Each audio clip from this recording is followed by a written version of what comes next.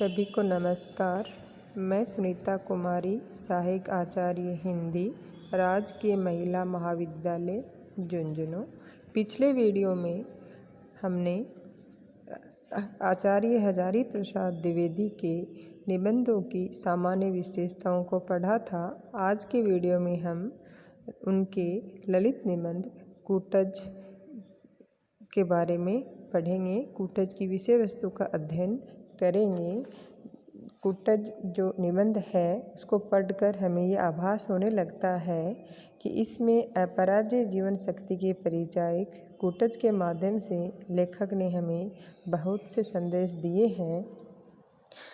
कूटज निबंध में लेखक ने जीवन शक्ति एवं अपराजेयता का महत्व निरूपित किया है। कूटज सदा अपराजेय रहता है तथा जिजीविषावर्ती अपनाता है, यानी इस तरह की जिजीविषावर्ती मनुष्य को भी अपनानी चाहिए। मानव को भी इसका महत्व समझना चाहिए।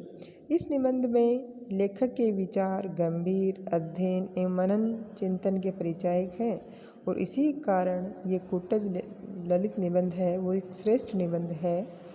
अब इसमें अपराजेयता का महत्व दिया गया है कि कूटज निबंध में लेखक ने बतलाया है कि कूटज एक साधारण पौधा है। कूटज क्या है? एक साधारण सा पौधा है। वह पाषाण खंड को फोड़कर उगता है तथा समस्त विपरीत परिस्थितियों का सामना करता हुआ सदा अपराजेय बना रहता है, यानी कि वो पत्थरों को तोड़ करके बाहर निकलता है और उसके सामने कितनी भी गर्मी की परिस्थितियाँ आती हैं, लू चलती हैं, लेकिन फिर भी वो इन विपरीत परिस्थितियों का क्या करता है? सामना करता है और अपराजेय बना रहता है। लेखक जीवन में इस तरह की दृढ़ता को कहता है कि सुख दुख में चित्त को समान रखना बहुत बड़ी बात है। लेखक ये कहना चाहता है कि जिस तरह कूटज अपराजेय रहता है वैसे ही सामान्य मनुष्य को भी सुख दुख में हमेशा अपराजेय यानी चित्त को समान रखना चाहिए। लेखक ने महाभारत का उदाहरण देकर बताया है कि जो सुख से और दुख से प्रिय या अप्रिय से विचलित नहीं होएं, सदा निर्भय बने रहें, ऐसे हृदय वाला व्यक्ति अपराजित स्वभाव वाला होता है। लेखक ने ये महाभारत का उदाहरण दिया है और उसमें बताया है कि जो व्यक्ति न तो सुख से विचलित होते हैं और न दुख से होते हैं, प्रिय से भी नहीं होते हैं, अप्रिय से भी नहीं होते हैं, यानी जो हमेशा एक जैसे रहते हैं और सदा निर्भय बने रहते हैं, ऐसे दिल वाले व्यक्ति को उन्होंने क्या माना है? अपराजित स्वभाव वाला मानना है। कूटज भी अपराजेय स्वभाव का है।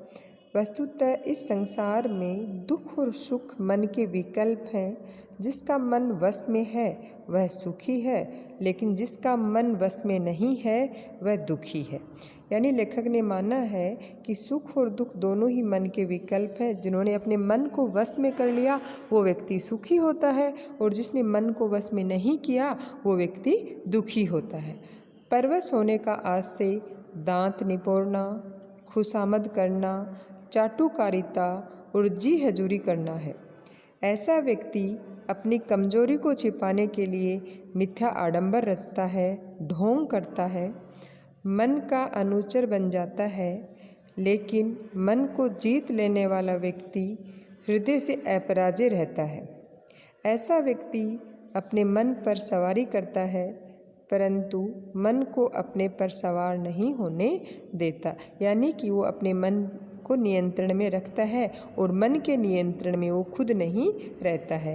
लेखक के अनुसार कूटज भी इसी आधार पर अपराजेय दिखाई देता है। यही हृदय की अपराजेयता का मर्म भी है। यहाँ इस निबंध में जिजीविषा की वृत्ति का भी चित्रण किया है। ये सांसारिक जीवन का शाश्वत सत्य है कि यहाँ प्रत्येक प्राणी अपने जीवन से अत्यधिक मोह रखकर जीवित रहने की अदम्य लालसा रखता है, यानी जीने की इच्छा हर व्यक्ति रखता है। इस कारण वह कठिन से कठिन परिस्थितियों का भी सामना कर लेता है चाहे गरीबी आवे, अकाल पड़े, भूकंप आवे, बाढ़ आ जावे, दुख व्यथा के अनेक अवसर आवें और मौत का साया सिर पर मंडराता रहे, फिर भी आदमी जीवन के प्रति लालायित रहता है। यानी कि चाहे व्यक्ति ये प्रेरणा जो है इंसान है वो कुटज से ले रहा है और उसके जीने की इच्छा बनी रहती है, चाहे उसके जीवन में कितनी भी विपरीत परिस्थितियाँ आए और अंतिम श्वास तक मौत आदि विपरीत परिस्थितियों से संघर्ष करता रहता है। जीवधारियों की तरह पेड़ पौधे भी प्रकृति के रस, वायु आदि लेकर जीवित रहते हैं। वे भी अपनी जीवन शक्ति के कारण हरे भरे रहते हैं।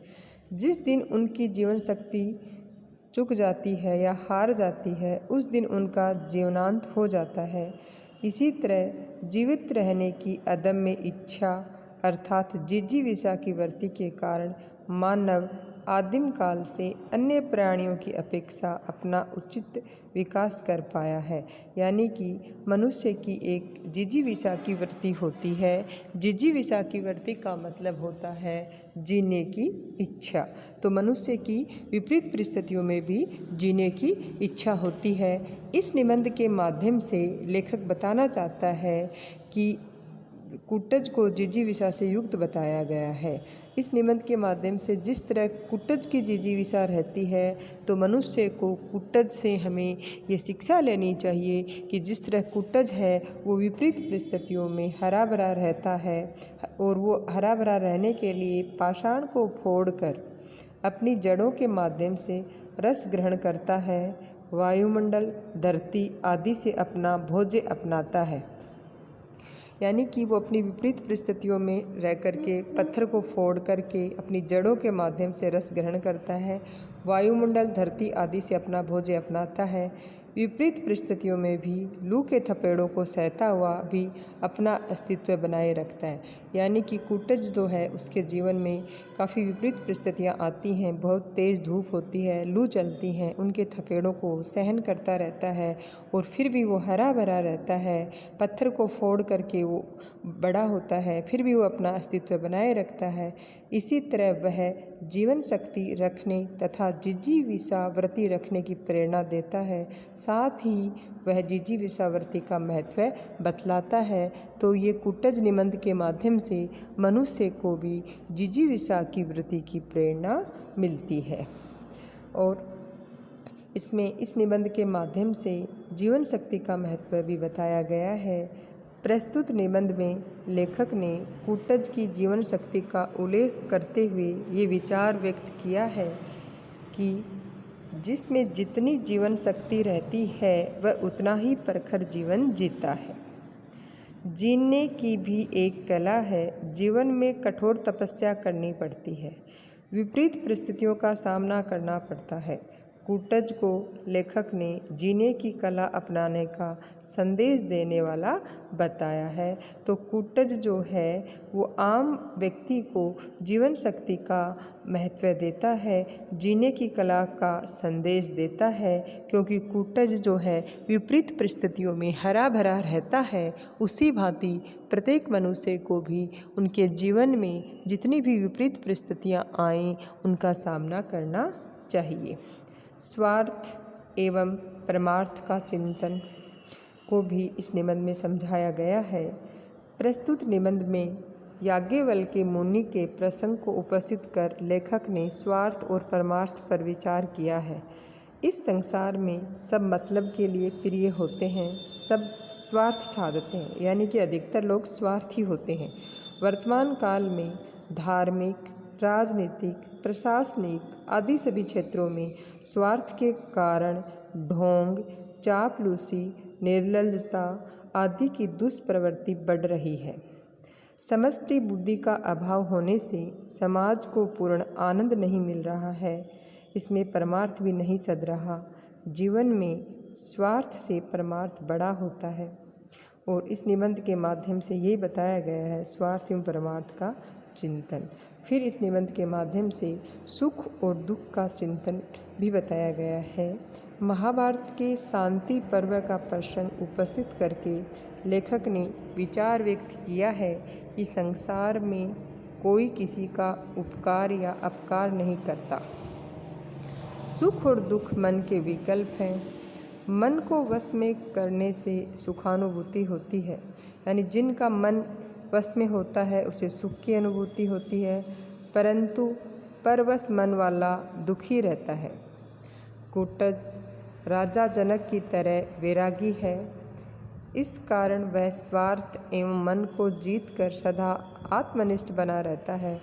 प्रत्येक व्यक्ति को इसी प्रकार का मनस्वी जीवन अपनाना चाहिए, यानी कि वह स्वार्थ और मन को जीतकर हमेशा क्या बना रहता है, आत्मनिष्ठ बना रहता है।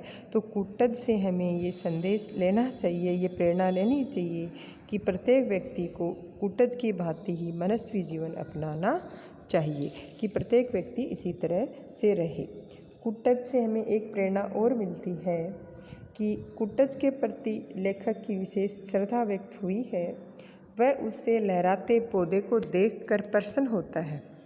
कुटज का नाम हजारों वर्षों से साहित्य में प्रयुक्त हो रहा है। धधकती लू में भी वह हरा भरा रहता है और कठोर पाषाण को फोड़कर बरबस रस खींचकर सरस बना रहता है। ये शून्य गिरी कालांतर में भी मस्त बना है। इसमें कठिन जीवन शक्ति है। महादेव हिमालय की हिममंडित चोटियों पर समाधि लगाए बैठे हैं, तो कुटज चट्टानों की उबड़ खाबड़ जटा भूमि में समाधि लगाए हुए हैं। यानी कि यहाँ कुटज से मनुष्य को प्रेरणा मिल रही है कि यदि जीना चाहते हो तो कठोर पाषाण को भेद कर पाताल की छाती चीर कर अपना भोग्य संग्रह करो। वायुमंडल को चूस कर झंझा तूफान को रगड़ कर अपना प्राप्य वसूल कर लो। कहने का मतलब ये है कि जिस तरह कुटज जो है विकट परिस्थितियों में भी हरा भरा रहता है, लू के थपेड़े सहन करके भी हरा भरा रहता है, वैसे ही मनुष्य को भी उनके जीवन में चाहे कितनी भी विपरीत परिस्थितियाँ आएँ, उनको उनमें विचलित नहीं होना चाहिए। इससे हमें जीने की कला का भी बोध होता है। जीने की कला जीवन की कठोर तपस्या करनी पड़ती है। याज्ञवल्क्य ने अपनी पत्नी को समझाया था कि संसार स्वार्थ से चलता है। पुत्र पत्नी सब अपने मतलब के लिए प्रिय होते हैं। संसार में जहाँ भी प्रेम दिखाई पड़ता है वहाँ स्वार्थ निहित है। संसार में जिजीविषा अर्थात जीवित रहने की प्रचंड इच्छा बड़ी बलवान है। इससे बढ़कर आत्मा है। व्यक्ति की आत्मा अत्यंत व्यापक है, वह व्यक्ति तक सीमित नहीं है। अपने में सब और सब में आप, ये समष्टि बुद्धि है तथा पूर्ण आनंद प्राप्त करने वाली है। जब तक हम अपने आप को सर्व के लिए न्योछावर नहीं करते तब तक कर्पण बने रहेंगे। स्वार्थ से परमार्थ बड़ा होता है, यानी कि व्यक्ति को स्वार्थ जीवन नहीं जीना चाहिए, उसको परमार्थी बन जाना चाहिए। सुख और दुख का चिंतन पीछे भी हम पढ़ चुके हैं। संसार में कोई किसी का उपकार या अपकार नहीं करता। मनुष्य विधाता की इच्छा से जीता है, अतः किसी को सुख या दुख पहुंचाने का अभिमान नितांत गलत है। दुख और सुख तो मन के विकल्प हैं। जो मन को वश में कर लेता है वह सुखी है और जिसका मन परवश है वह दुखी है। अब यहाँ कुटज निबंध से हमें कुछ संदेश मिल रहे हैं, उनको हम पढ़ते हैं कि कुटज के माध्यम से लेखक ने पहला विचार व्यक्त किया है कि कुटज जैसी चट्टानों की उबड़ खाबड़ धरती के बीच में जमा रहता है, उसी तरह व्यक्ति को भी जीवन संघर्ष के मध्य आने वाले कंटीले पथ के बीच में भी अड़िग रहना चाहिए। मनुष्य को अपनी जीवन शक्ति बनाए रखने के लिए संघर्षों के बीच से तथा निराशा के काले बादलों से जीवन रस प्राप्त कर लेना चाहिए। कुटज मनुष्य को जिजीविषा का परिचय देता है। लेखक ने जीवन को एक कला बताया है। जिजीविषा को बहुत बड़ी शक्ति माना है। यदि इस में जीवन की इच्छा से बड़ी शक्ति कोई है तो वह आत्मा की शक्ति है। कूटज के माध्यम से लेखक ने ये विचार भी व्यक्त किया है कि व्यक्ति को अपने तक ही सीमित नहीं रहना चाहिए, उसे अपने भीतर सारी समष्टि को और सारी समष्टि में अपने आप को देखना चाहिए। मनुष्य विधाता की इच्छा से जीता है। यदि वह किसी दूसरे व्यक्ति को सुख और दुख पहुंचाने का अभिप्राय पालता है तो वह पूरी तरह गलत है।